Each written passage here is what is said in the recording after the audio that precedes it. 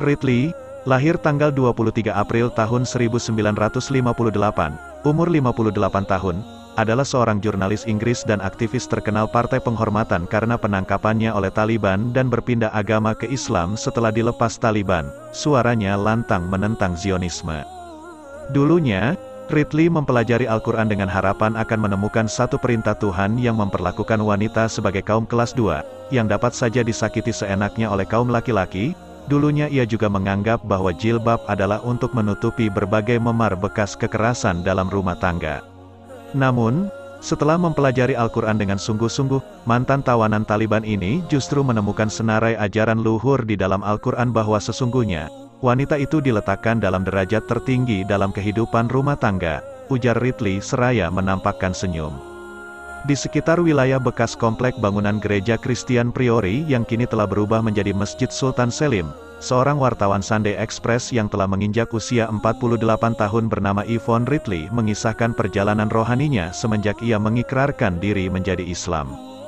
Pengalaman hidupnya tersebut ia kisahkan kepada peserta pertemuan silaturahmi musim gugur keluarga Islam Indonesia Britania Raya, Kibar, gathering yang diselenggarakan di Masjid Sultan Selim berdekatan dengan markas kesebelasan Spurs atau yang lebih masyhur dengan nama Tottenham Hotspur, selama 2 hari.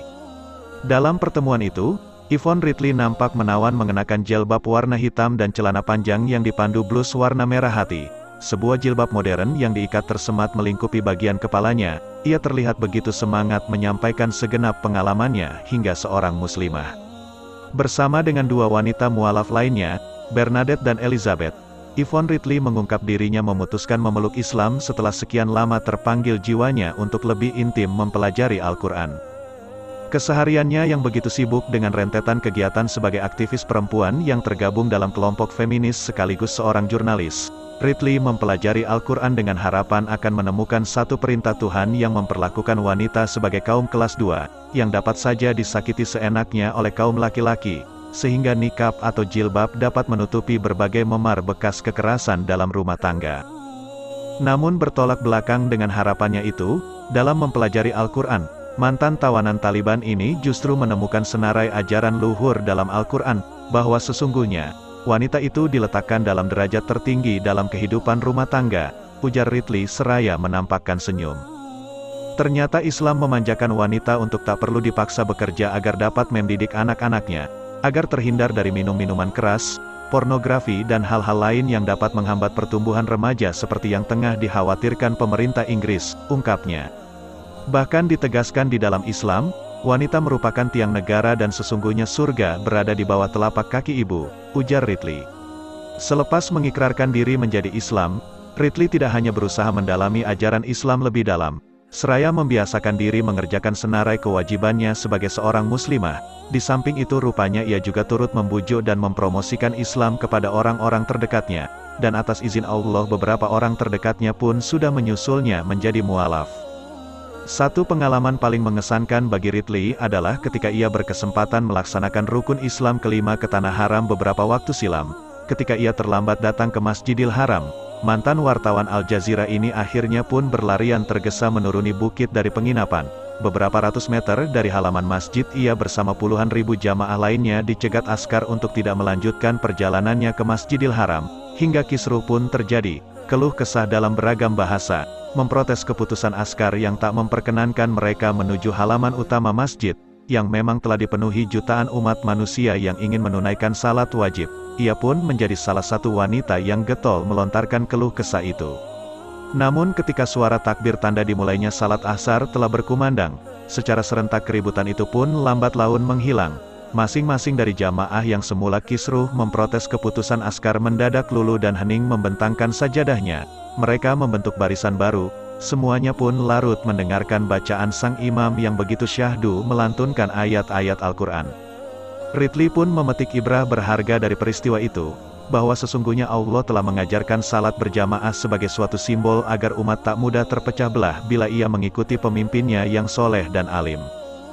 Sebagai jurnalis, Ridley juga berkiprah melepaskan Islamophobia yang membelenggu mayoritas dunia barat melalui tulisan-tulisannya yang berani. Ia berhasil menuntut petisi agar Blair segera lengser tahun depan, dan memaksa hengkangnya pasukan Inggris dari tanah-tanah Muslim di Irak dan Afghanistan.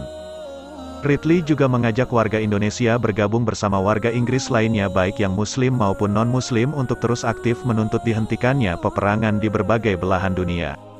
Ketua Ikatan Cendekiawan Muslim Indonesia, ICMI, London, Muslimin Anwar pada momen yang sama menilai Yvonne Ridley sebagai motor penggerak perlawanan terhadap propaganda media barat yang cenderung bias terhadap Islam dan para penganutnya. Menurut Muslimin Anwar yang tengah menyelesaikan PhD di Brunel University itu, kemampuan jurnalistik Yvonne selama menjadi wartawan Sunday Express, BBC, NKRI-ku dan Al Jazeera sangat mencerahkan umat Islam di Eropa, untuk selalu secara kritis menanggapi setiap berita yang diusung oleh media barat. Menurutnya, umat Islam maupun mereka yang anti perang serta yang ingin mencari pembandingan segala kebijakan kelompok neo-konservatif, dengan kehadiran Yvonne Ridley dapat dijadikan referensi yang tingkat kesahihannya cukup tinggi.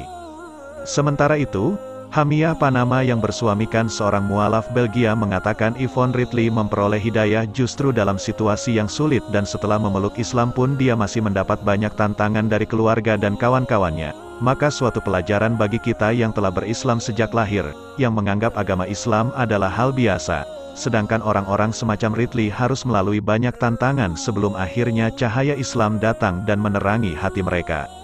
Harusnya kita patut cemburu karena mereka langsung melaksanakan kewajiban-kewajiban agama Islam secara serius, dan pengalaman mereka harus kita jadikan pelajaran bahwa memang Allah itu Maha Kuasa. Demikian ujar Hamiyah Panama dalam pertemuan itu.